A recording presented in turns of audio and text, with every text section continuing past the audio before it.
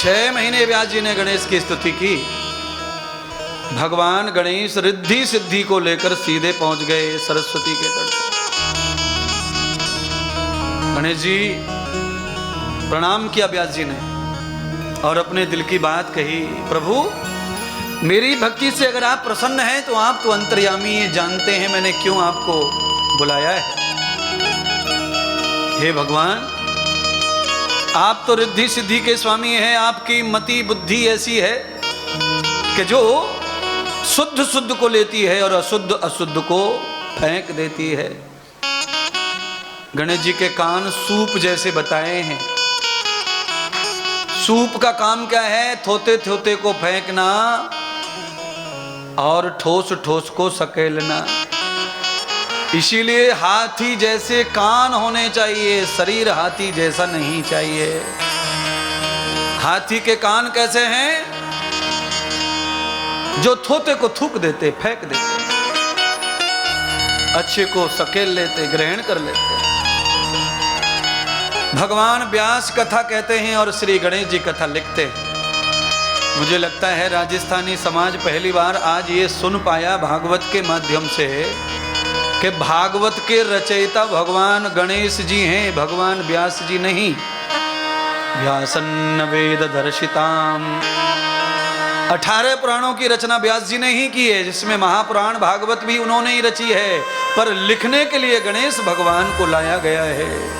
सारे पुराण तो लिख दिए थे व्यास जी ने, पर भागवत कथा लिखने के लिए गणेश की कलम चली, तब भागवत की रचना हुई। इसीलिए भागवत महापुराण है। बोलिए भागवत महापुराण की जय।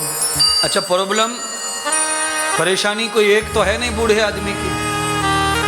भागवत का ग्रंथ गणेश जी के द्वारा लिख गया, पर अब दवाइयां किताब में लिखी हैं बहुत, पर पढ़ने वाला कोई ना हो तो किताब से कोई मरीज ठीक होने वाला नहीं है महाराज। इसीलिए राजस्थान के लोग कहते हैं, पोथी पढ़ पढ़ जग मुआ, पंडित भयान को।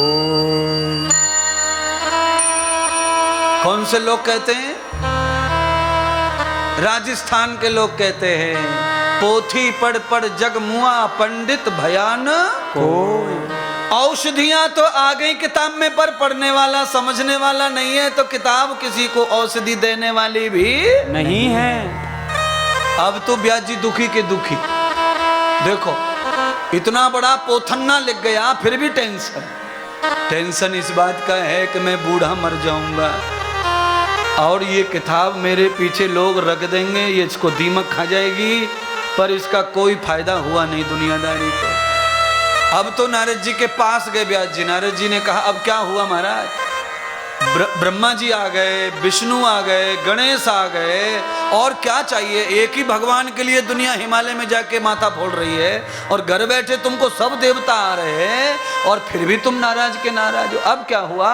तो व्यास जी ने कहा, महाराज अब ये हुआ, अंतिम प्रार्थना है गुरुदेव नारद जी आपसे, आप मेरे गुरु हैं, मार्ग दिखा रहे हैं, तो एक मार्ग और दिखाओ।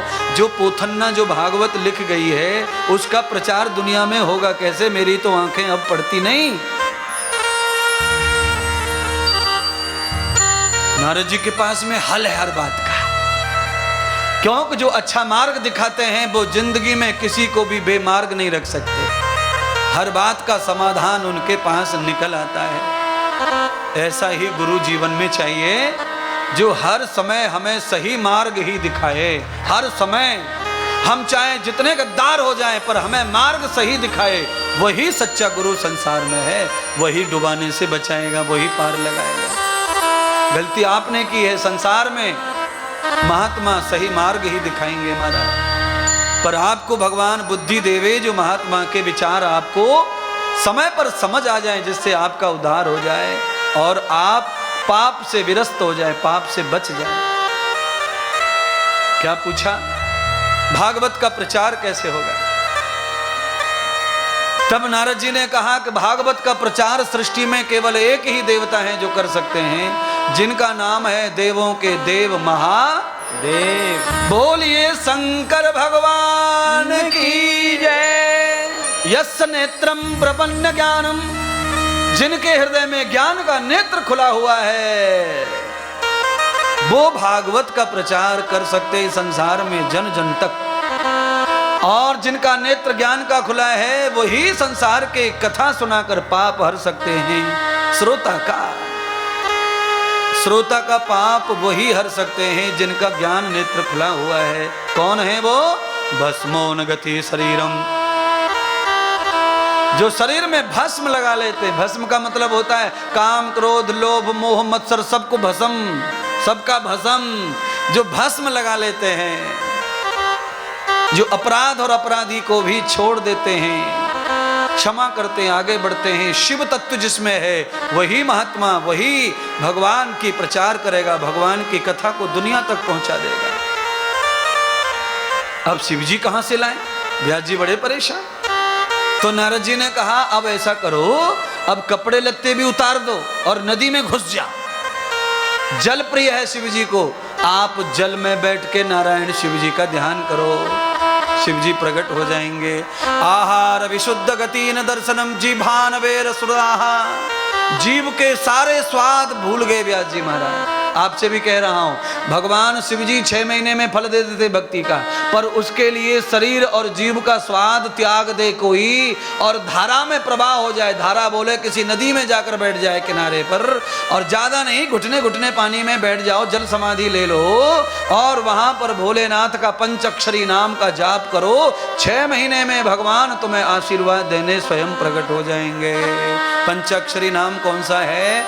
ओम नमः शिवाय, ओम नमः शिवाय, ओम नमः शिवाय। रसस्वादो जीवामृत, जीव को अमृत जैसा स्वाद देने वाला भी भोजन जीवा पे नहीं लगना तो शिव भक्ति होती है महाराज, तो शिव भक्ति होती है। तुम्हारी तरह भक्ति का फल कभी नहीं आएगा है। अभी तो गई शिवरात्रि 5-7 दिन पहले है। शिवरात्रि का व्रत लगभग किया होगा, राजस्थानी लोग खूब माने हैं शिव जी को, और सभी लोग भोला चौदस करें, शिवरात्रि का व्रत करें लगभग। पर याद रख लो, तुम्हें फल उसका अधूरा आएगा, क्योंकि तुमने अधूरा ही भगवान का ध्यान किया है? अच्छा ईमानदारी से बताओ, आलू सिंघाड़े और शकरकंदी किस किसने खाई थी भोले चौदस पे? गुरुजी हम सब ने खाया आलू, तो देख लो। आलू उबाल करके सेंधा नमक काली मिर्ची डाल के सबने खाया है 12 बजे, और कह रहे भक्ति हो गई शिव जी की। मम्मी जी कह रही है मैंने नहीं खाया, तो फल भी पूरा आएगा, नहीं खाया तो अच्छी बात। शिव जी का ध्यान किया कि बाजरे के खेत में ही ओम नमः शिवाय करती रही।